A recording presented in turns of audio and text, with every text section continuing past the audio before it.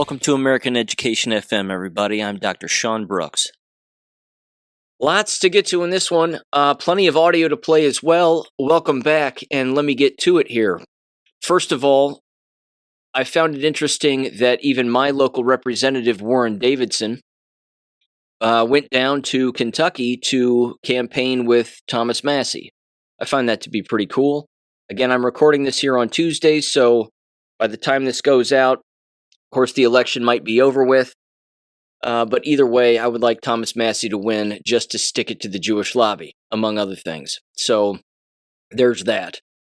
Again, I know there's a lot of political tricks being played. I have some audio of Thomas Massie here that I want to play here in a second because he does a lot of name dropping of some very bad people, which is interesting. And again, I just saw him on Fox News, believe it or not. It's just eating lunch, and Fox News decided to have him on here on Election Day for their primary for the first time in forever. And again, he was responding to comments that Donald Trump just made about him, which again are not true. And then Thomas Massie again specified and went through the entire thing that all of these bills that get passed again contradict one another.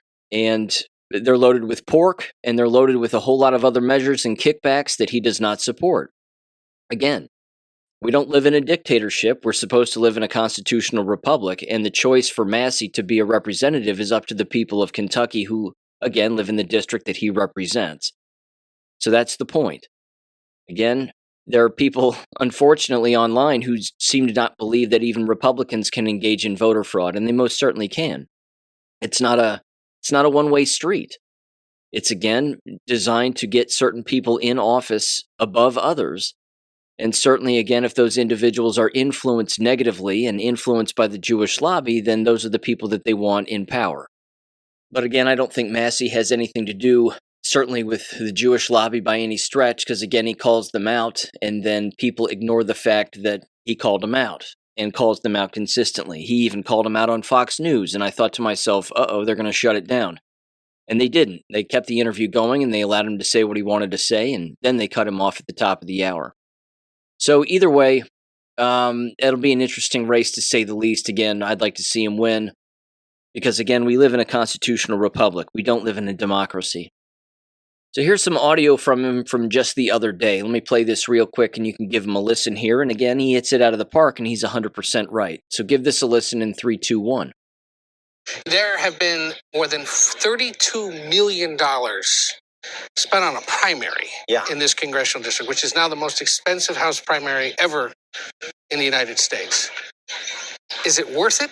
You'd have to ask Miriam Adelson on May 20th if it was worth it.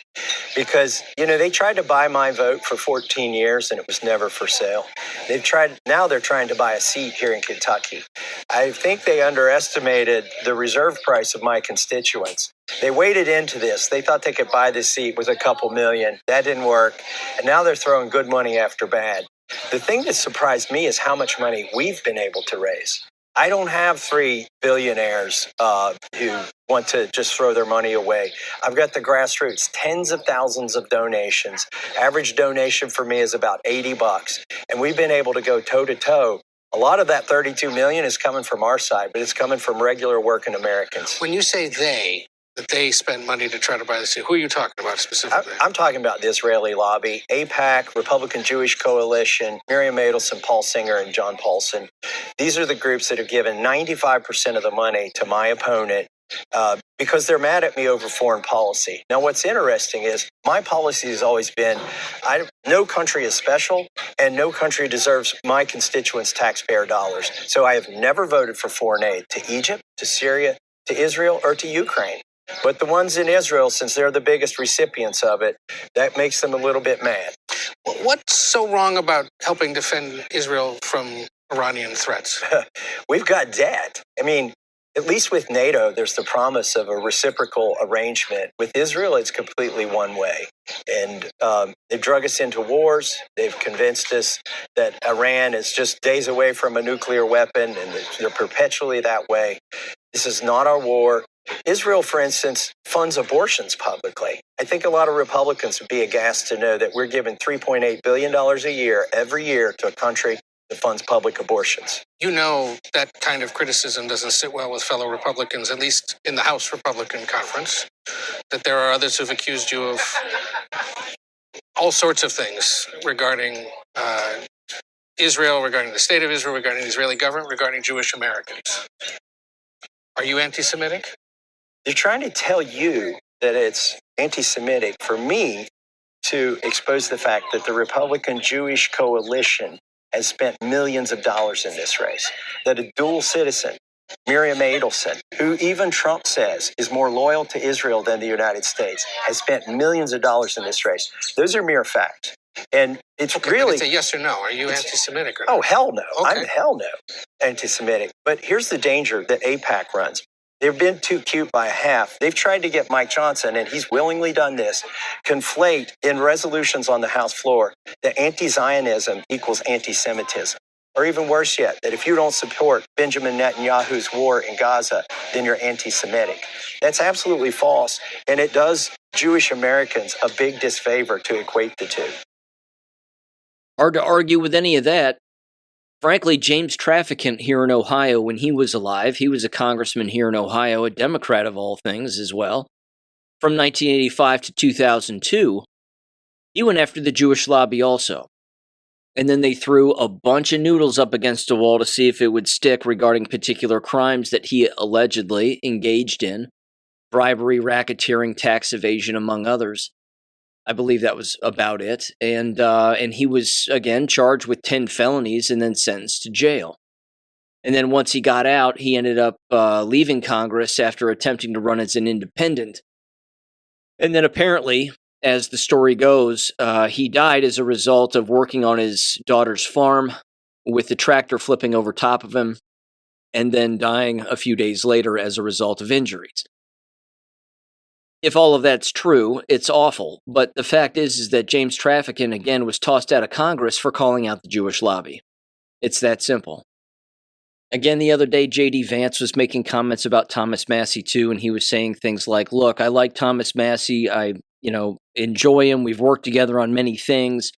And then he says, however, he says, when you go against particular things and you go against this bill or that bill, and you're just, according to him, you're just voting no just to vote no and to just defy, what a president of the United States is interested in, then you stop being a Republican and you stop being MAGA and whatever the hell else he said. It was something along those lines. Again, the devil is in the details and the specifics matter. And the fact is, as I've brought up before, and even Thomas Massie's brought it up numerous times, is that he's openly said that these bills are too big. Each bill needs to be its own bill for a singular issue, and then things should get passed that way. But unfortunately, that's not how Washington, D.C. works, and that's not even how state government works, let alone local government. I remember the very first time I learned that lesson, and it was back in, I want to say, 2014. I drove up to Columbus to talk with a representative of ours that lived here, again, locally and represented us locally. And I wanted to advocate for health education standards at the K-12 level. Because still to this day, there's no health education standards at the K-12 level within the state of Ohio. This is one of the reasons why you have endless individuals in the education business doing whatever they want. Certainly when it comes to a health education standpoint, having a health teacher isn't necessarily mandatory for anybody. A lot of schools don't have health education teachers, and many of the ones that do exist engage in just terrible instruction. This is where you get a lot of the gay stuff. Again, this is where you get all the gay tolerance and the transgender tolerance and this, that, and the other. Not to mention, this is also where they're not even allowed to teach about the physical, social, and psychological consequences of engaging in all of those perversions. This is a problem. But the representative looked at me. I remember it like it was yesterday. I was in his office. It was the only major politician's office I've ever sat in. And his aide comes in, who's this young little girl. And I was just like, Jesus, like, how did this girl become his aide? I mean, it just seems strange because she was fresh out of college. And I was fresh out of the education business with 10 years under my belt of teaching school. And I thought, this girl doesn't know what she's doing. And so, he was happy to meet me. We shook hands. We talked. And I said, okay, so here's the thing. I mean, I'm advocating for health education standards because you have math standards, you have science standards, you have a rubric for which school teachers are supposed to follow, but you have none for health education. And he said, well, that's interesting. I didn't know that. I thought, well, what do you mean you didn't know that? And then the conversation continued to evolve. And this is where he looked at his aide and he said, well, maybe we can attach this to one of the anti-drug related initiatives that's currently in the House being debated right now. And she was like, yes, that's a great idea, blah, blah, blah. And I thought to myself, why do you have to attach it to something? Why can't it just be its own thing? Why can't you just champion yourself? You can take the credit for it. Introducing health education standards, again, abstinence only. Take that approach clearly. You can mimic it from other states because other states have health education standards. You teach the social, physiological, psychological, again, sociological consequences clearly of engaging in poor behavior and advocating for healthy behavior and particular healthy habits and so on and so on. I mean, the list is endless. But it blew me away that it had to be tied to something else in order to be accepted. Like it would just sort of be this sub-thought or this afterthought or this subchapter within a larger bill. But the fact is that's how every bill works, and that's the terrible part. That's the sick part about it. Doesn't matter how small the bill is or how big the issue is or how much notoriety it has. There are very important things that could quickly get done in this country very quickly if everybody, again, wasn't bought by the Jewish lobby and wasn't interested in getting a kickback. But this is why our nation is moving at a snail's pace. This is why it's corrupt. This is a huge, huge problem. Again, there won't be a Save America Act this year. It's not going to happen. Not unless some executive order comes down the pipeline that openly says everybody has to have voter ID nationwide. And even if that happens, again, people have to follow that then. And the law just has to be followed. But good luck. Because there's always people out there, of course, that want to break the law, and then there's people that want to bend it and then manipulate it, and then, of course, reword it. And that's a huge problem. So, good luck to Thomas Massie. Hope he wins. And, continues to call out the larger problems that exist. Because it's important to do. I wanted to read this next. This was a particular post on greatawakening.win, and it had to do with the White House rededication, or the prayer and rededication of America back to God ceremony that took place. And this was allegedly a person who showed up to the ceremony. They had a few thoughts about what they witnessed and what they observed. And here's what they said. They said, quote, I want to start by saying I am very, very appreciative of Trump and him calling for prayer and rededication of America back to God. As many of you know, my intentions when I left for the event were simply to meet people and network. Yet God had other plans. So I'm simply sharing what I noticed, even though I don't yet have the answers. Number one, we were 1 mile back in line and it took 4 hours to get into the event. At times, the line barely moved. Surely there was a way to help that process more, or at least utilize those 4 hours in a productive way. The people I met in line were actually one of my favorite parts, though I noticed many remained to themselves. Number two, protesters were hanging out around the lines. I noticed many Christians decided to talk bad about them, yet it was a prayer event, so some group prayer at that time, would have been awesome, they said. Genuinely loving on them rather than just talking about them. Number three, once we all got in, I noticed immediately a yucky feeling, they said. Honestly, I felt like I was at a rally. Too much Trump and America, not enough Jesus and God. This isn't to say I didn't see some people kneeling in prayer or wearing God-centered stuff, just that I felt like a mix between concerts and rally. They said number four, the food was way, way overpriced and honestly not the best for you. $18 to $20 for a pizza and having to wait 1 to 1.5 hours in line for it. I felt like many people got food, sat down and ate, and then just listened to whoever was on stage. Number five, from what I saw, there was no mass prayer breakouts. Most of the prayer came from the men and women on stage, and the crowd simply followed along.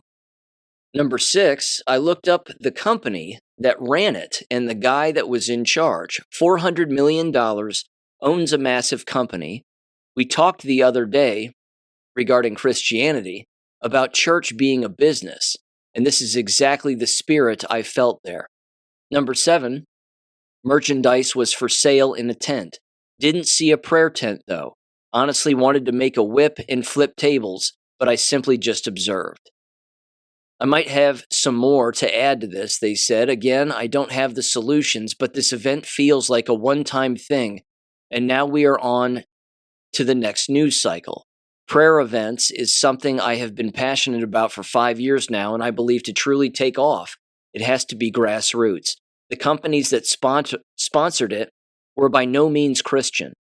MasterCard, ExxonMobil, I'm all for them donating, but I also wonder how much they were able to control behind the scenes.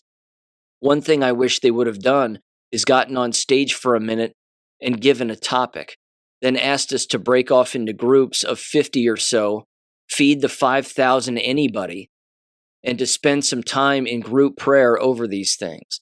As of right now, I'm still praying on solutions. I hate to sound like I'm complaining. I went there with a completely different plan, and God said, nope, Ryan, pay attention. So I observed and took notes and prayed. God's funny. We planned something, and he plans better. They said, I want to end by saying I truly appreciate the chance to be there and that they even had an event. I don't want to take away from that, and I am sure there is much I missed as well. I don't have all the answers, but I felt led to share all this, unquote. They raise a lot of great points. Again, you go to any kind of an event, whether it be a White House event, a rally, any political event, it seems like in many cases your expectations are going to be crushed. But I can attest to assuming that you're going to go to a particular event, also one that you've never been to before. You think you're going for one reason, and then along the way you figure out, and you're shown different things that indicate that that's not the only reason why you're there. That maybe you're showing up to an event to be shown that what is being shown to the people is not as authentic as it could be. Again, is it a grift? Some people might say that. Is it deception? Some people might say that too. Is it designed again to prop up big business as far as the church is concerned? Probably. Again, was it a real dedication back to America from a contractual standpoint, bringing us back to a sovereign country? Probably. That's one of my beliefs. Again, that might be true, it might not, but there's ample evidence that it would be. But at the same time, if an individual, again, is looking for Christ within these massive organizations and massive get-togethers, I don't think you're going to find him there, because he knows the motives behind a lot of the people putting these things together. And it's not always authentic. And it's not always Christ-centered, as this individual found out basically the hard way. Again, when you get stages like that and these organized speeches that take place in these organized events, you're going to get evangelists out there. There will be evangelists on these stage again, and they'll openly say, open up your wallets and pass the plate around, and everybody, give us a donation because we need your money. There's nothing Christ about that. This, again, is the political infiltration that I despise. I know a great deal of Americans can't stand it either. But if the veil is lifting on a great deal of people and they're seeing through all of this, then that's good. That's always a good thing. It's a painful process, and it's an ongoing process, which is one of the things that makes it so confusing and so exhausting and so painful. But, again, there's Jesus, and then there's just everything else. So, yeah. Standing in line for hours for $10 pizza to watch a couple of people on a stage? Sorry. I'd rather sit outside all day long in the quiet, listening to the wind through the trees and the birds chirp and have a conversation with God rather than do something like that. So again, if it shakes somebody free from the matrix and wakes them up to a lot of this deception and manipulation, then so be it. That's a good thing.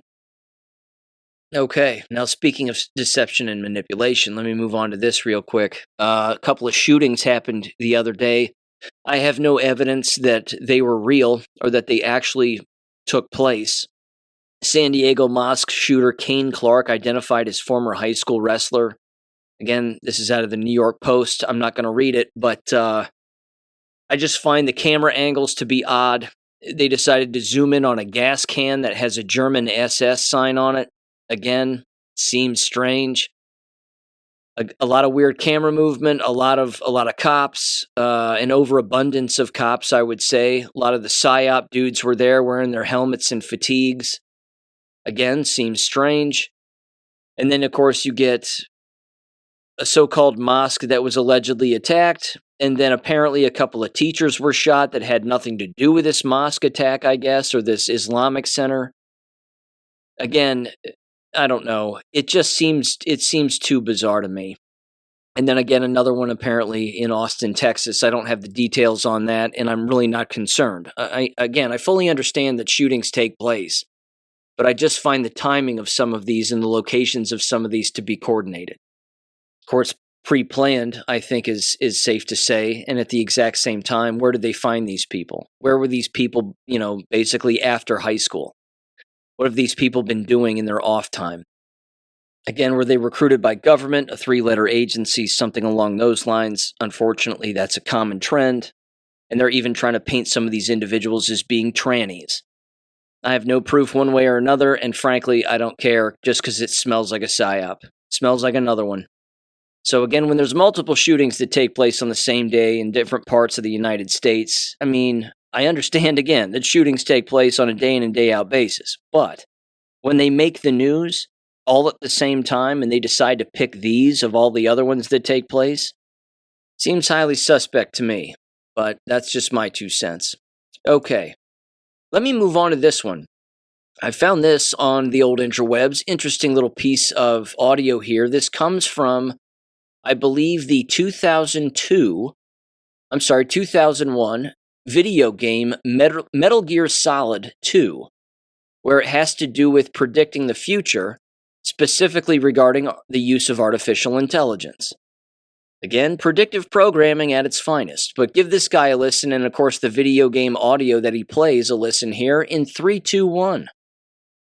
A game called Metal Gear Solid 2 predicted the future better than any Simpsons episode could have ever possibly predicted the future. Check this clip out. This is spooky, but you need to know about it. Check it out. I'll try not to talk. Are you having fun playing with the new AI toys? Well, yeah, I am. You can make pictures of cute anime girls and enjoy it while it lasts, right? What do you mean? Did you really think that civilians would be granted unrestricted access to such powerful military weapons forever? Military weapons? Are you implying that this technology was created by the government? Of course it was. This AI technology has been used by the intelligence agencies to warp the public's perception of reality for years, all in the name of national security, of course. But why would they suddenly make the tech public and let everyone start using it? Why would we indeed, Raiden? What? What in the hell are you? Your question is irrelevant. By creating a new problem, we can cultivate a desired reaction to it in order to manufacture consent for our preferred solutions. In short, it's justification for a war. A war? On who or what? A war on misinformation. By arming the public with these AI weapons, everyone becomes a potential enemy combatant. Then we will have justification for unprecedented security measures. It all comes down to confusion and identity, Raiden. Identity? Identity. This AI technology is Pandora's box. Pretty soon the internet will be mired in total illusion. Perfect AI speech, audio, and video synthesis will drown out reality. Then AI bots will flood social media. That's what's No one happening will now. be able to tell the difference between interacting with an AI machine or a real human online. Even telephone calls will become totally untrustworthy. That is when we will present our solution. Mandatory digital identity verification for all humans at all times. The only way to ensure that you're dealing with a real flesh and blood human being and not an AI-generated mirage. But why? Total information control. For too long, the internet has acted as a double-edged sword. Its potential for anonymous user activity allows anyone at all to spread any thoughts, ideas, or information patterns that they please with impunity. State secrets, dangerous ideas, ludicrous conspiracy theories, misinformation, and disinformation. Until now, there has been no easy solution to this problem. Our digital identity platform will finally put an end to anonymity online. Are you kidding It will me? allow us to trace misinformation and other dangerous communications to its source and exact appropriate justice. That's crap. I won't go along with it, and others will resist. You won't have a choice, Ryden. Do you think your bank is willing to risk doing business with an artificial human instead of a real one? Our digital identity platform will be required not only to access web services, but to pay for your internet connection in the first place. You can't just censor the entire internet because of a new software technology. Who are you to define what's misinformation anyways? That sounds like something a misinformation terrorist would say. This is I know all in about the front deep of us. fakes you've been making of me, Ryden. What? No. I was just adjusting the AI settings and... Controlling the output of generative AI technology is simple. We will create context for its use. First, we will censor any use related to social taboos. Then we will censor anything else that we desire. If anyone complains, we will accuse them of wanting to engage in or promote social taboos. That's what it means to create context. We will corral the use of AI by making appeals to bias, ethics, and copyright laws. You will still have access to generative AI in some form, but it will be crippled, limited, controlled, and it will be monitored. Anything that you generate will be cryptographically signed with your digital ID, so that its provenance can be ascertained if it's later deemed to be problematic. What gives you the right to control what people can do with their computers? The public at large will give us that right, because they will be desperate for a solution to the problem we created. We give They will consent. eagerly give us the keys to the castle. Then, we alone will define what is fiction and what is reality, what is human and what is machine. After letting you get a brief taste of our power, we will reclaim our monopoly on misinformation and put an end to misuse of the internet once and for all. You won't get away with this. It is probable that we will.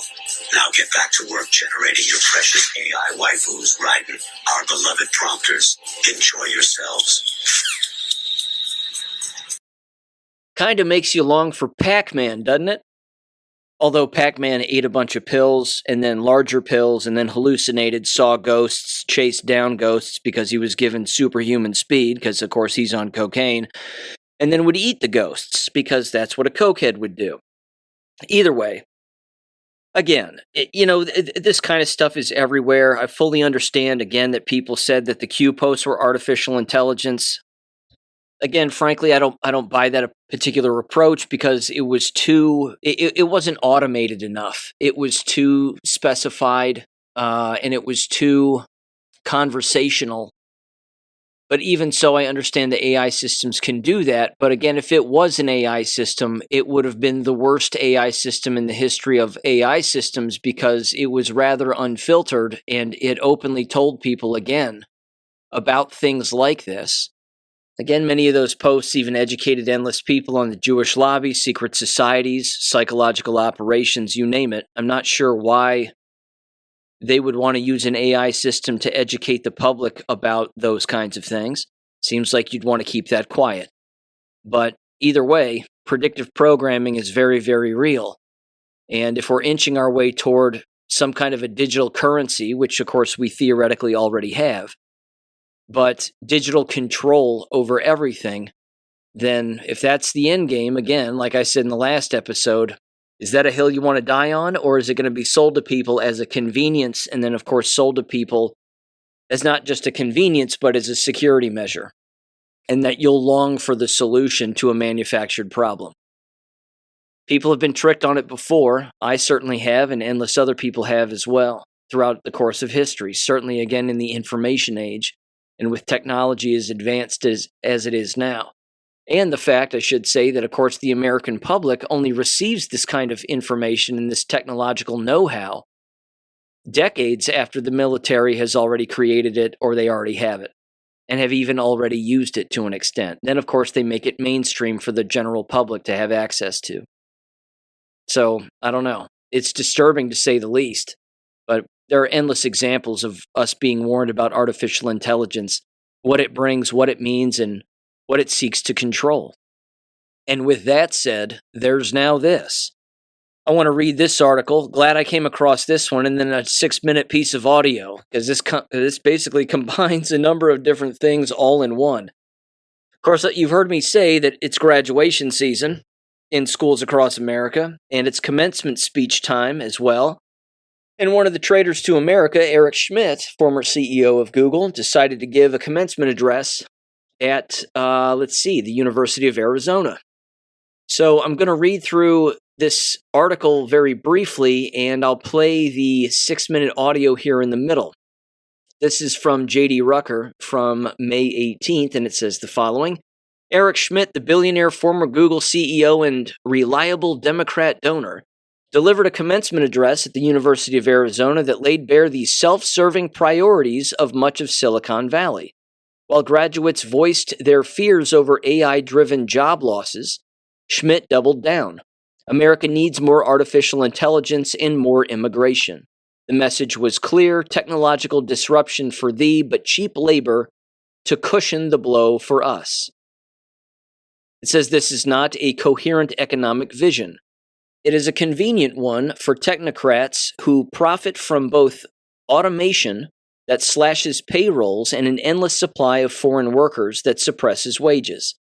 Schmidt told the booing crowd that America, quote, is at its best when we are the country that ambitious people want to come to, unquote, urging them to, quote, choose a diversity of perspectives, including the perspective of the immigrant, unquote. Disgusting. Give this a listen here. It's approximately 6 minutes and 41 seconds long. The audio is kind of messed up, of course, because this is being filmed from someone's cell phone. But you can hear the booing in the background, basically throughout his entire speech, and then he takes some awkward silences as well. So give him a listen in 3, 2, 1. Every profession, every classroom, every hospital, every laboratory, every person, and every relationship you have. I know what many of you are feeling about that. I can hear you. There is a fear.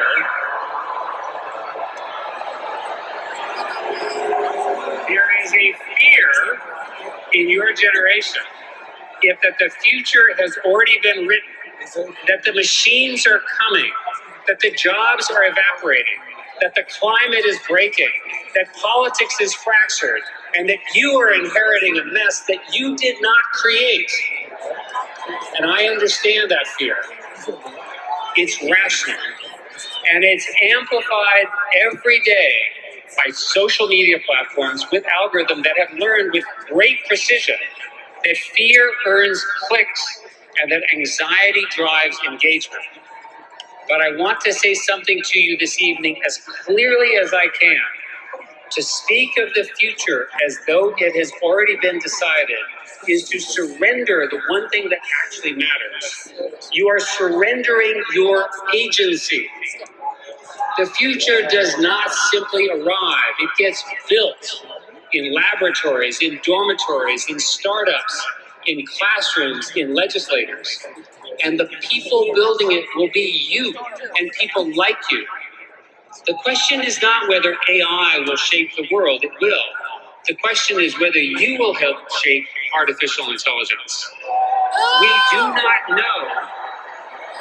not know the precise contours of what this transformation will look like. But what we do know is it will require each of us to adapt in ways that we cannot yet anticipate. My hope is that you will choose to engage anywhere, that you'll choose to be in the room where these decisions take place and to have a voice in how they're made. When you are in that room, bring something with you. Bring the values that make us human in the first place. The technology on its own is just a tool. It will optimize for what we tell it to optimize for. But somebody has to decide. And in your lifetime, that somebody is going to be you. So choose freedom. Choose open debate. And the slow, often messy, but beautiful project of learning to live alongside people with whom you disagree. Choose equality. choose a diversity of perspectives, including, let me add, and if you'd let me make this point, please.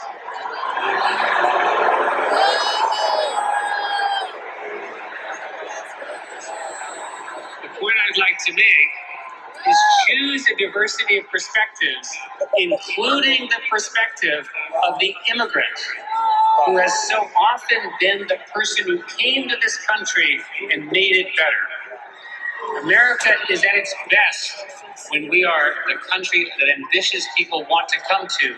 Let us not lose that. But above all, choose respect for one another and for the basic unfashionable idea that the person on the other side of the argument is still a person. If we build artificial intelligence that reflects those values, the world will be unimaginably better for it. So let me tell you how hopeful I am about that. Because on balance, I am deeply optimistic, and I believe that you should be as well. I'll switch sides. So consider science. So much of human progress is the story of science and medicine. And artificial intelligence is already accelerating research at a rate that we could not have imagined even 5 years ago. We have only seen maybe 1% of what is to come. AI is now designing new molecules, running simulations, identifying patterns in genomic data that no team of humans will uncover in a lifetime. AI has solved the 50-year-old protein folding program in a matter of months. The next generation of antibiotics will come from this work. The next generation of cancer treatments will come from this work. The materials that will allow us to scale clean energy will come from this work. Or look at astronomy in a field with which this university excels.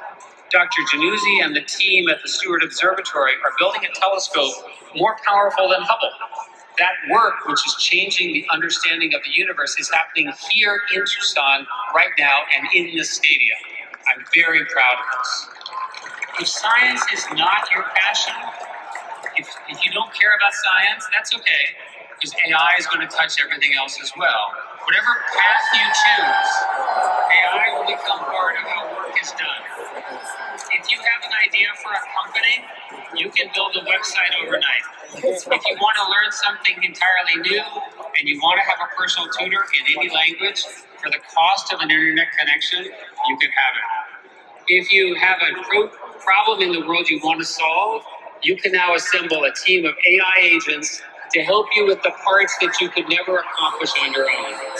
When someone offers you a seat on the rocket ship, you do not ask which seat, you just get on. Graduates, the rocket ship is here. Let me give you some advice. First, find a way to say yes. Say yes to an invitation. Say yes to a new city. Yes, say yes to the project that is beyond your reach. Yes is how you get your first job, how you get your next one. Yes is how you stand out in the crowd. Yes is what keeps you young, long after the rest of you begins to slow down. The people I most admire in my own life are the people who somewhere in their 20s, your age, said yes instead of no. Second, build a team. Don't try to do this alone. A number of things. First of all, that audio sends chills through my body. And it sends chills through my body because that is the sound of a revolution right there. That is the beginning of a war. Did you hear the booing? I mean, they're in the University of Arizona Wildcats football stadium outside. The place is packed. The stage is in the middle of the field. For the first 3 minutes of his 6-minute lecture and speech, he's looking in one direction on the 50-yard line, and then he stops, he turns around, and then he gets to a lectern that's behind him, and then he gives the rest to the other side, as if, again, he's addressing everybody equally. First of all, Eric Schmidt is the king of censorship. He was the king of censorship at Google during the Barack Obama administration, to say the least. He belongs at the end of a rope. He was behind a great deal of the COVID lie nonsense as well, and pushing that behind the scenes, of course, after being the CEO of Google. He was working hand in glove with Twitter during the Barack Obama administration to censor endless people. And then, of course, when Donald Trump took over, same thing. But the booing that you heard, that's the real disconnect between the machine and the masses. They're not just booing Eric Schmidt as audience members, parents, family members, students, and graduates. They're booing the university, the professors, the administration, the indoctrination, the so-called education, all of it. They're booing all of it. And when he specifically is saying, learn to say yes. Say yes to a new place. Say yes to a new city. Say yes to a new person, a new thought. Say yes to a new job, because that'll lead you to saying yes to another opportunity. Say yes to learning. Say yes to this. Say yes to that. Say yes to AI. Say yes to me. Agree with everything I say and what AI wants to do for you. As soon as he said that, boos. Because what you're supposed to do is you're supposed to say no. You're supposed to learn to say no. No, I will not do that immoral thing. No, I will not talk to somebody that way. No, I will not treat a person that way. No, I won't go along with the thing you want me to go along with because it's your quote-unquote policy, even though it's completely unethical, if not illegal. No, I will not go there. No, I will not do that just because you're going to pay me more money or whatever, or because you tell me so. The word that people need to learn is no, not yes. And I love it every single time. Again, you talk about these tone-deaf idiots. Every single time that they give a speech like this, and they, again, are so condescending and don't worry, the future isn't pre-planned for you, even though I just played you audio from a video game from 2001 that clearly shows that, yes, it's pre-planned to a great extent, certainly from a government control standpoint. But at the same time, every time they say, hey, let me explain this to you if you'll give me a minute. It's so patronizing. Then it's just, the boos just rain down on these people. They're just so tone deaf. They don't care about anybody they're speaking to because they're speaking at them. They're not really speaking with them. They're not listening. They're in the technocratic game of control, and we'll decide for you. We'll tell you how to think. We'll tell you how to feel. And we'll set up a working environment where if you don't like it, too bad, because an illegal immigrant is going to take your job. And again, if you don't comply, they'll comply because they won't want to go back home. They won't want to go back to the shithole country that they come from. But we'll make sure that you as an American are useless and unemployed. That's the game of technocracy. That's exactly why they want to flood our country with illegals and H-1B visas. This is the point, because they will be more compliant to tyranny, whereas we, of course, as Americans, have been innately taught by God to not be. I'm telling you, I would encourage you to go back and listen to that again, and listen to it again and again and again. And share share this episode and certainly that audio clip with anybody you want. That right there again was the sound of a coming war. There's only going to be so many Americans that can stand this and tolerate it. I mean, look at everything that's happening right now. Everybody's being gaslit. The economy's the best it's ever been. Who believes that? Gas prices are the way that they are. I understand they're going to drop in the future, but even so. All this AI, all this data center, all this foreign influence, it's disgusting and it's exhausting. And it's so anti-American, it's nuts. Even at face value, a person doesn't have to even analyze it from a multidimensional standpoint. A person does that, you can see some good in some things, but you can see a whole lot of negative in a whole lot of what's going on too. But that audio right there, that is quintessential revolution. That's exactly what that is. That is, we are smarter than you, and we can pinpoint a bureaucrat and the way that they talk in the blink of an eye. And those are people of all ages booing. And they've had it, and they're tired. This is going to keep happening. This country and these universities keep selling a terrible product to people, taught by horrible, horrible humans who are, again, godless monsters by and large. And then of all of the people to have at some commencement address, as if those even matter these days, the University of Arizona, again, of all places, decides to bring in a complete technocrat to try to sell people on their technocracy. They aren't buying. They're just not buying it. The article goes on here. It says the applause lines ignored the reality facing American graduates entering a marketplace already strained by prior waves of high-skilled visa workers. Mark Kokorian of the Center for Immigration Studies cuts through the rhetoric with precision. Businesses naturally want AI for productivity gains and immigration to keep labor costs down, but policymakers must force a choice. Congress cannot indulge both without betraying the American worker. Yet Schmidt and his cohort demand exactly that bargain. The pattern is familiar. For decades, post-1990 policies have treated immigration as an economic steroid, importing workers, renters, and consumers to inflate GDP figures and asset prices while masking underlying weaknesses. Now AI accelerates the trend. What mechanization did to Southern agriculture over decades, intelligence systems threaten to do to knowledge work in years. It says American software engineers who sacrifice to build careers find their roles diminished, not by superior competition, but by policy choices that prioritize global labor arbitrage. Schmidt's stance echoes other financial titans. BlackRock's Larry Fink once noted that the nations resisting immigration turn to robotics and AI to offset demographic decline. The implication is telling. Rather than protect citizens through sound policy, elites prefer importing replacement labor or replacing them with machines. Either path serves capital concentration over national cohesion. Let me add a side note.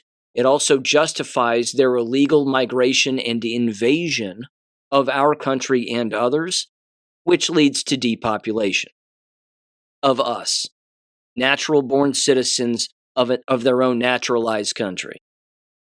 This goes on. It says Ken Griffin has lamented AI's rapid encroachment on high-skilled finance roles, yet many in his circle still advocate for more visas that flood the very fields now automating.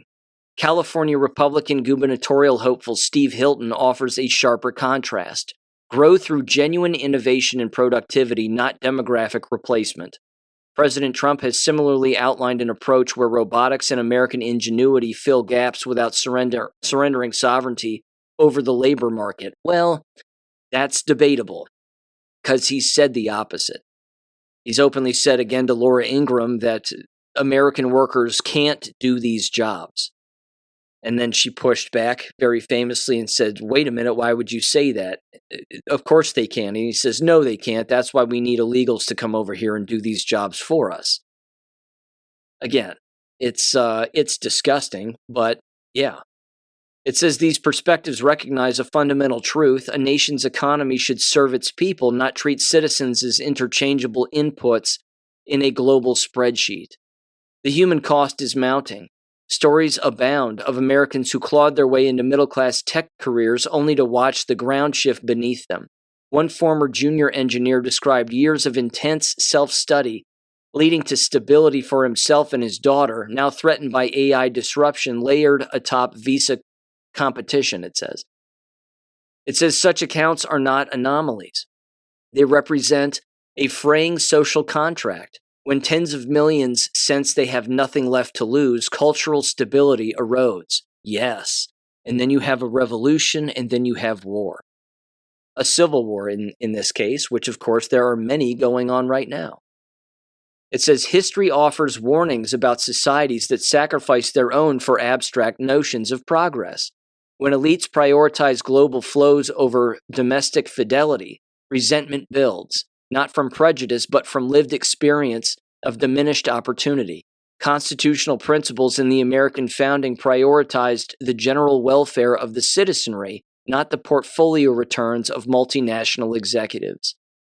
This wraps up. It says Schmidt's generation of tech leaders built extraordinary tools, yet their policy perceptions often reveal a disconnect from the human lives those tools disrupt. America does not need to choose between technological advancement and protecting its people. It needs leaders willing to pursue both without pitting them against each other. True ambition serves the nation that made it possible, not merely extracts from it.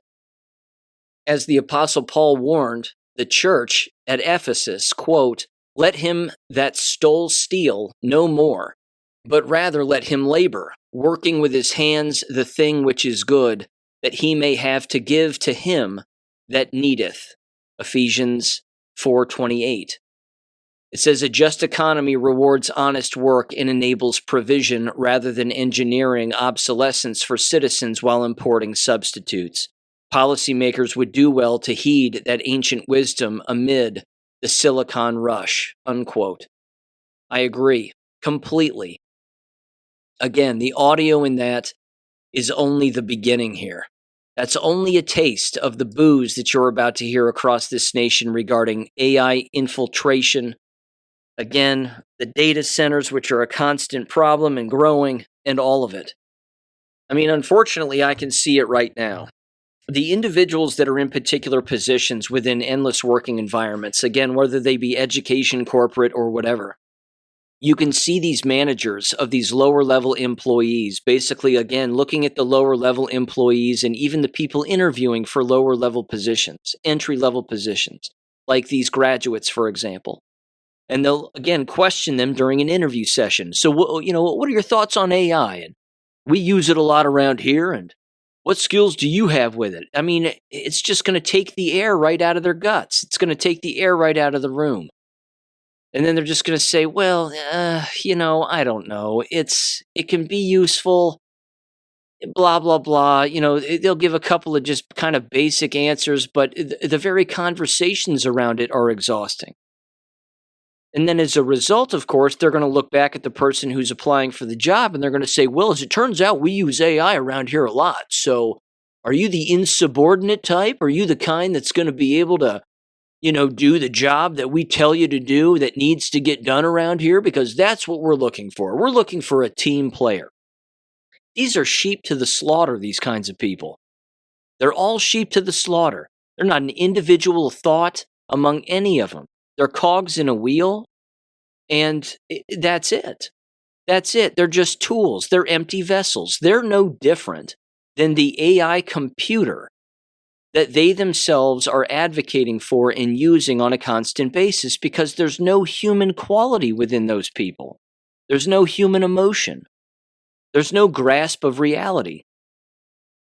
They're addicted to money. They're, again, reliant on their mortgage payment. They're worried that they can't do anything else. They certainly don't want to get their hands dirty or break their back doing something else, so they'd rather wear a suit and a high-rise and just tell people how to think and behave.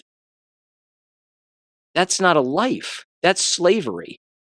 That's just full-blown slavery. And the likes of Eric Schmidt, again, are advocating for that kind of slavery. Just say yes. Say yes to a city. Say yes to moving to a new place far away from your family. Say yes to complete strangers. Just keep saying yes. Be blindly agreeable. And when you smell the blood of the sheep in front of you, by then it will be too late. That end part I added, but again, that's basically what he's saying. He's saying you're as useless as a human being as a computer code. And if you don't do what we want you to do, then we can just change the code. And if we don't want a human to change it, well, we'll have an artificial intelligence, again, computer program, change the so-called human code for you by eliminating you and then replacing you with just another robot or a foreigner who will do exactly as we say. What a fucking nightmare. What an absolute nightmare. Which, by the way, I want to mention this too. This is going to be the latest Substack that comes out here on Wednesday morning at 6 a.m. on the AmericanClassroom.substack.com. Have you ever heard of the Aspen Institute and their little Jewish communistic get-together called the Aspen Ideas Festival? That's what this particular Substack is about. And it's a lesser-known cult, much like the TED Talks and the whole TED conference thing that takes place. This actually predates TED Talks. Certainly the Institute does, and it too, again, is a communistic think tank of basically a bunch of rich people who get together and seek to control human beings with money, influence, power through the media, television, radio, written print, studies, universities, people that they employ, etc., etc. And they're all humanists, which means they're godless monsters who actually believe that a human being can be God. So that particular, again, Substack is going to be out on Wednesday morning. Check that out if you're interested. It is titled The Aspen Ideas Festival. Subtitle, The Aspen Institute's Left-Wing Humanistic Cult Gathering for Normalizing Insanity. And it truly is. It is an absolute cult. And cults like this exist all over the United States and all over the world, and they are heavily funded and they are heavily pushed. But a lot of people don't know about this particular institute, and they certainly don't know about this particular conference. And it has some of the worst speakers speaking at its next conference, which I believe is in June and July, coming up here later this year in a month or so. So, yeah. Make sure and check that out if you're interested, and there you go. Because that's exactly where these people get these messages, push these messages about we need artificial intelligence and we all need to work together, and don't be an individual, always be a collective. Don't put your own pants on for your own sake. Ask somebody, what pants should I wear, and then when should I put them on? I mean, that's how crazy these people are. They're absolutely nuts. Now, gubernatorial candidate for California's governor there, Steve Hilton, also former Fox News, he's out there, of course, campaigning and doing what he's doing and running as a conservative. And he's over here on X, and he, again, I'm going to play this audio for you, but he tells a very interesting story. And it's heartbreaking, and it's actually, again, very common, which if he's just now learning about this, I'd say, well, he's way behind the curve. But he said the following here on X. He said, I recently joined a team that rescued us. There's no real transition here, but again, it has to do with government control and child abuse and all of that. It says, I recently joined a team that rescued a 17-year-old child sex trafficking victim. I was in the car as she told her story. It was one of the most shocking things I've heard, not least because she was escaping from the government, it says. Family Services bureaucrats planned to send her back to the heart of the child sex trade, which is Figueroa Street in Los Angeles. Something truly sick and inhuman has infected the entire government bureaucracy dealing with children and families, Department of Social Services, county agencies, Child Protective Services, family courts. Yeah, bro. Yeah. I live in a town where they're sending a pedophile back to be the principal of a school building where he assaulted a child in a bathroom stall while jacking off at the same time. So yeah, welcome to the party.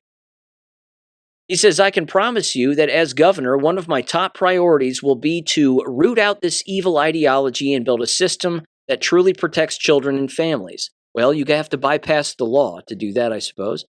You can read my plan to stamp out child sex trafficking below, including the appointment of @Politically Basic as co-ordinator of anti-trafficking initiatives. It says this video was filmed in Lancaster, Los Angeles County a few weeks ago, moments after the 17-year-old was rescued. She had been temporarily located in a trailer park, but was about to be sent by the government back to Figueroa Street, and we held the video until we knew she was safe. This morning it was confirmed to me that she is safe and is in the care of a loving friend. Soon she will be 18 and able to take control of her life. She told me that she is committed to using her story to help others. She is amazing. Stay tuned. Here is Steve Hilton telling this particular story in 3, 2, 1. This is a go. who was, since the age of 12, child trafficked for sex, on and off, taken from her foster home. And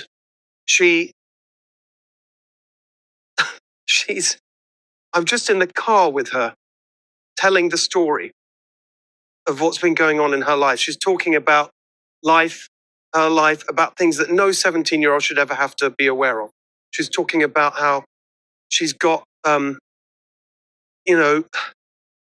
she's terrified because of her pimp's going to find her. He's talking about bail and court dates and whether she needs to change her cell phone so she cannot be tracked down in the next couple of days. And the point is that she ran away from here, and we were part of the rescue, so that she could be with her friend, because the government, the state of California, refuses to put her back with her foster mother, with her parent. I just heard her talking about her mom and why she can't be with her mom. And it's because of these ridiculous bureaucratic protocols, and there's probably corruption involved with all this money changing hands and non-profits and all sorts of nonsense. And the fact that the state of California wants to put her back right in the heart of the child sex trafficking industry, rather than back with her mother that she wants to be with, is just completely unbelievable. Completely unbelievable. And if it wasn't for organizations like the one that I've gotten to know when we did the ride along in Figueroa Street, I've done that twice now.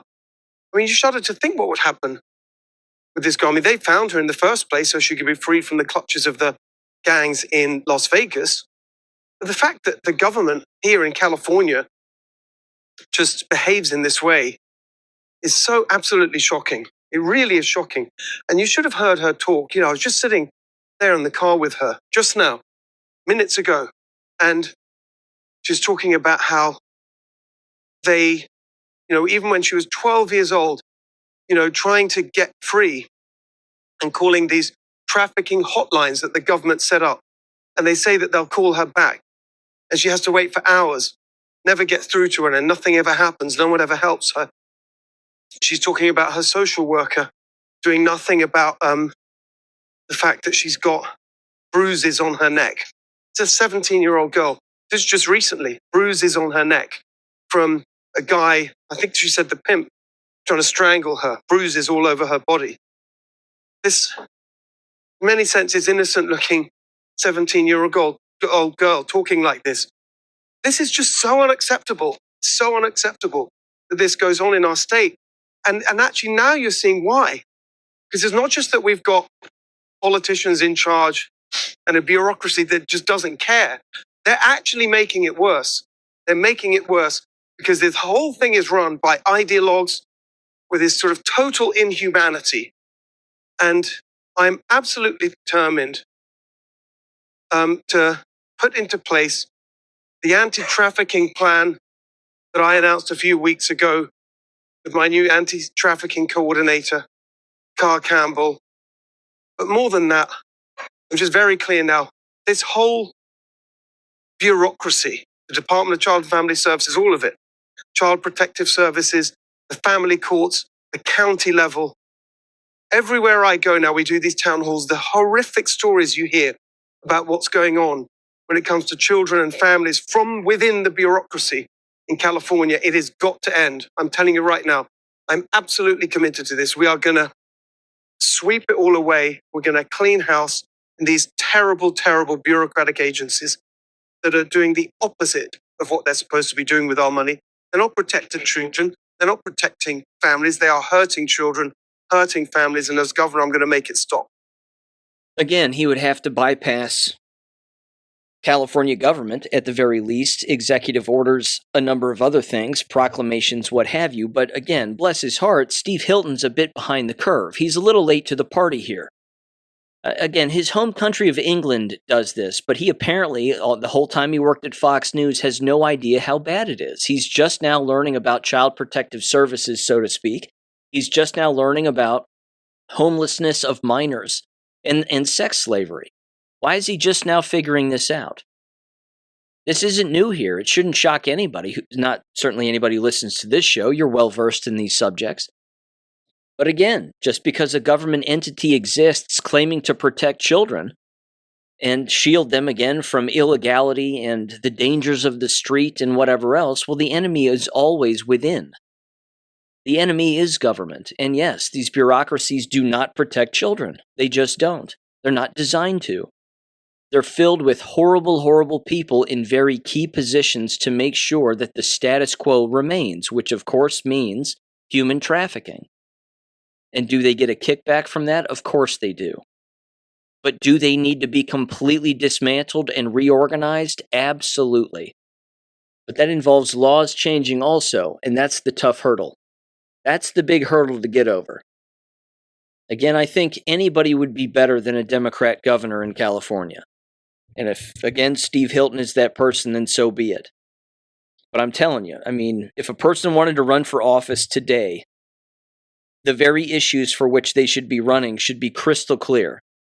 Anti-fraud, anti-child trafficking, again, anti-public establishment, government-run indoctrination camps and education, so to speak, anti-AI, anti-illegal immigrant, anti-data center. You have to be anti all of those things, and then explain each in detail. And then, of course, show evidence that these are, in fact, the problems, and you need to be against them. I think that's, again, how you would attempt to win.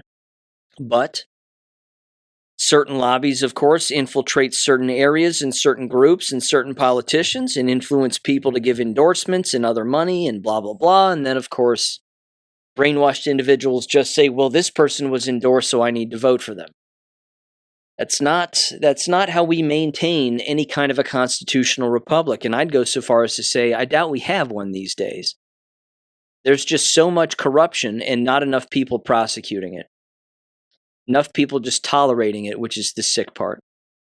Okay, 2 jab-related stories here. First, there was this article that was just brought to my attention here the other day, and this was an actual paper. This should tell you, again, the corrupt nature of all of this in justifying these kinds of behaviors. This is an actual medical paper that was published in the Wiley Journal under bioethics. I know, the irony. And it was titled Beneficial Blood Sucking.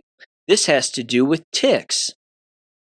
And here's the abstract. Again, 2 authors, and then it was from the Department of Medical Ethics, Humanities, and Law, Western Michigan University, the Homer Stryker MD School of Medicine, Kalamazoo, Michigan.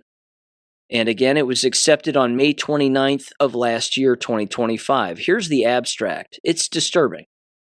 It says the bite of the Lone Star tick spreads alpha-gal syndrome, or AGS, a condition whose only effect is the creation of a severe but non-fatal red meat allergy. Public health departments warn against Lone Star ticks and AGS, and scientists are working to develop an inoculation to AGS. Of course they are. They love their shots.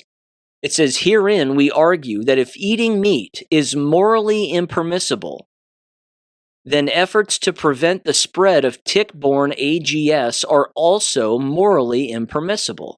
After explaining the symptoms of AGS and how they are transmitted via ticks, we argue that tick-borne AGS is a moral bioenhancer if and when it motivates people to stop eating meat. We then defend what we call the convergence argument. If Xing prevents the world from becoming a significantly worse place, doesn't violate anyone's rights, and promotes virtuous action or character, then Xing is strongly pro tanto obligatory. Promoting tick-borne AGS satisfies each of these conditions. Therefore, promoting tick-borne AGS is strongly pro tanto obligatory. It is presently feasible to genetically edit the disease-carrying capacity of ticks. If this practice can be applied to ticks carrying AGS, then promoting the proliferation of tick-borne AGS is morally obligatory, unquote. So again, playing God and messing around with the genetic code of ticks, even if it means keeping people from eating meat because they deem that as being a bad thing, then playing God with ticks is a moral obligation and mandatory and something that should take place. Again, these people are crazy. Within the paper, here's their actual argument. It says, number one, eating meat is morally wrong. So, number two, if eating meat is morally wrong, then eating meat makes people morally worse and makes the world a worse place. Number three, so people would be morally better and the world would be a less bad place if people didn't eat meat. Number four, if an act makes people morally better and makes the world a less bad place than it would otherwise be, then that act is morally obligatory. And then number five, promoting tick-borne AGS makes people morally better and makes the world a less bad place. Number six, so promoting tick-borne AGS is morally obligatory. Again, what is wrong with these people? I mean, this is the COVID crowd, is it not? If wearing a mask makes you a better person because you believe something to be true when it isn't, then isn't it a moral obligation for you to wear a mask? And isn't it your moral obligation then to argue with people who don't wear masks because they're the ones making other people sick? Even though, of course, that's a lie and none of that's true. But this right here is a perfect example of the kind of paper and research and the morons who write it that would present at something like the Aspen Festival.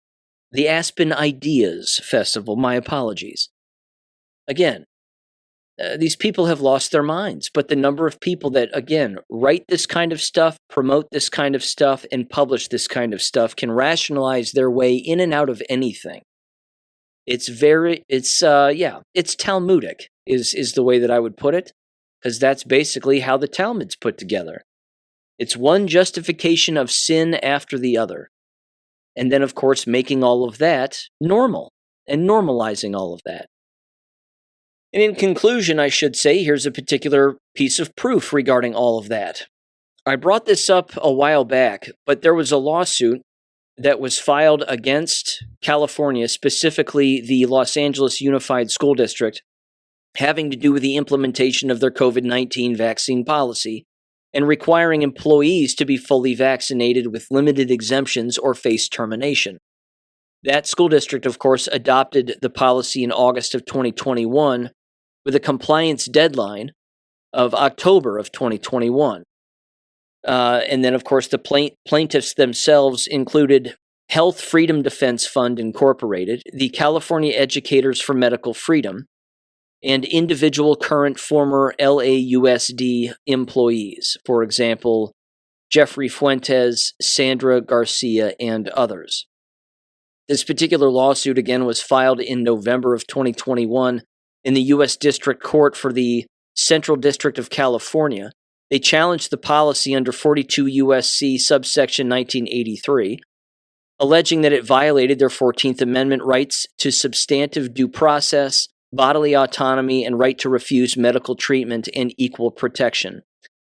It says the key arguments from the plaintiffs involve that the mRNA COVID-19 vaccines don't effectively prevent transmission or contraction of the virus, making them more like treatments than traditional vaccines. Well, joke's on everybody. COVID doesn't exist, and the shots are a poison. So you're just poisoning yourself and then saying that it's supposed to protect against something or that it's actually a treatment for something when none of that is true. It says the mandate was justified under precedents like Jacobson versus Massachusetts 1905, which upheld vaccine requirements in emergencies for disease prevention. That's too bad. And then it was in July of last year, July 31st specifically, where the Ninth Circuit Court affirmed the district court's dismissal in favor of the Los Angeles Unified School District. Again, it was a split decision majority opinion by Judge Bennett, and the policy survived rational basis review. It was rationally related to protecting public health and safety in schools, even if the vaccines mainly lessened severity of illness rather than fully preventing transmission. The court distinguished or applied Jacobson in the context of a public employer's emergency response. Equal protection claims also failed under rational basis, and the case was not moot as reinstatement or other relief could still be relevant. The Supreme Court, however, on May 18th of 2026, denied the petition without comment, leaving the Ninth Circuit's ruling intact. And this binds the decision in the Ninth Circuit's jurisdiction, including California. Case in point, it doesn't matter, unfortunately, if a inoculation doesn't prevent anything. That doesn't give people the right to not take it, essentially. That if you still want to attend the Los Angeles Unified School District, then you have to be COVID jabbed. If that's their policy and that's mandatory, then you have to in order to attend. It's as stupid as saying anything like, it's our policy that we hit you on the head with a tack hammer because we believe that that's going to make your math scores go up. And then it's shown, of course, that being hit in the head with a tack hammer has no impact on your math scores. In fact, your math scores get worse. But because the court ruled that being hit in the head with a tack hammer, as far as they believe, has some benefit potentially, emphasis on the word potentially, then, we're still going to keep that as our policy, and if you want to attend our school district, you still have to be hit in the head with a tack hammer. Again, that's the level of thinking going on right now. Doesn't matter how much proof you provide to a court. Doesn't matter how much evidence you bring to bear. If a school district has carte blanche to do whatever they want, regardless of the scientific evidence, so to speak, and of course they're just offended because it goes against the very thing that they falsely believed from the start. Same thing with the judiciary. I mean, they falsely believe the COVID nonsense too. Not all of them, but enough to make a terrible difference. Hell, I wrote about that in, I want to say, June of 2021 on Substack. And I've certainly said it here endless times, that if all of those different avenues of the legal system, law enforcement, the judicial system, policymakers, organizations, you name it, if they all believe a lie, explaining the truth to them is next to impossible. You'll sound like Charlie Brown's school teacher to them. It'll just be wah wah wah wah wah wah wah wah, and they won't understand a single thing you're saying. Doesn't matter how much death you show them, doesn't matter how much cancer you show them, doesn't matter any of that. This is their mentality. This is why people have got to walk away from not just school environments, but government anything. I'll end with this. Again, I hate to end on a depressing note, but it's just an interesting reminder. Now, it's a little different, certainly in the state of Florida, when it comes to the nursing profession, because in the state of Florida, employers, regardless of who they are, cannot mandate that their employees receive vaccination. You would think, and that's, of course, a very good thing. That's a life-saving measure. You would think that that would be the policy, that if that even exists, which it does now, that would be the policy that every state would adopt. Because why on earth would the state of Florida, again, adopt such a policy that says you don't have to be jabbed for any reason? In particular, again, nurses. That nurses and doctors don't have to be jabbed. Doesn't matter the working environment, doesn't matter the hospital, doesn't matter how small the office is, that you can't force that on your employees. Again, regardless of the working environment and the profession, but certainly the healthcare profession, so to speak. Of course, I say healthcare in jest, but you get what I'm saying. You would think that every state would want that as their default policy, but they don't. And that's the sad part. In the town where I live, there's this little newspaper that goes around, and it's separate from the regular gay newspaper, but there's this other little pamphlet that goes around of all of this, all these grants that are funded and all this money that exchanges hands and basically gets laundered from one group to another. That's my opinion anyway. And then on the back of this little pamphlet was a picture of these, again, juniors and seniors, primarily seniors in high school, training to be nurses. And it was just depressing because I'm looking at them and I'm looking at this picture and they're all smiling and they're all, happy to be training to be nurses. But here in the state of Ohio, in many of these medical settings, you have to be jabbed in order to work within them. It's not all of them. There are exemptions and paper exemptions that exist, but these are the very young people who are going to be jabbed themselves, by and large, within the nursing profession and medical profession, and they themselves, of course, as a part of their job description, are paid to jab other people. They're paid to push jabs on other people and do this with regularity. These young girls have no idea what they're in for. I bet a great deal of them want to have children of their own. I bet a great deal of them would like to get married to a man. I bet a great deal of them would like to have a family. But if they're jabbed to the hilt, the odds of that happening are slim to none and slim left town. And at the same time, again, how many people are they going to permanently hurt? How many babies' arms are going to receive shots? It's evident that in these pictures, they're not even thinking about that. They're not even awake to it because they're just smiling. Yay, my education was grant funded and all this training was grant funded, and it's going to make it easier for me to get a job so that I can potentially kill somebody in the future in my profession. I mean, holy shit. This is the divide that exists in our country. It is massive. It is the awake and the asleep, and there is zero in between. It's just a constant flood, though, and this is the bright side. It's a constant flood of people waking up. And they are still waking up, which is a good thing. But that doesn't make it any easier for us who are awake to look at the asleep, because we still have to tolerate that. and it sucks, doesn't it? I mean, my God. You just look at these young faces and they have their whole lives in front of them and they have no idea the harm that they're going to do because they don't know what the truth is, because they aren't seeking it out. They're a spoke in the wheel of the matrix, and it sucks, but man, reaching them would be a very difficult thing. Unless, of course, they came across a show like this or endless other shows that exist that describe the truth about the world that we live in. But if they don't come across it, and if they don't continuously question things and learn to say no, instead of being a blind, robotic sheep like what Eric Schmidt wants people to do, always say yes, always be agreeable, people will like you more. If they fall for that kind of peer pressure, they're doomed. There's no way out of that one. All right, ladies and gentlemen, check out the Substack on Wednesday morning if you are interested. Thanks for listening as always, and I'll catch you on Friday. Peace. Thank you for listening to American Education FM. Make sure and check out AmericanEducationFM.com for more information. Take care and God bless.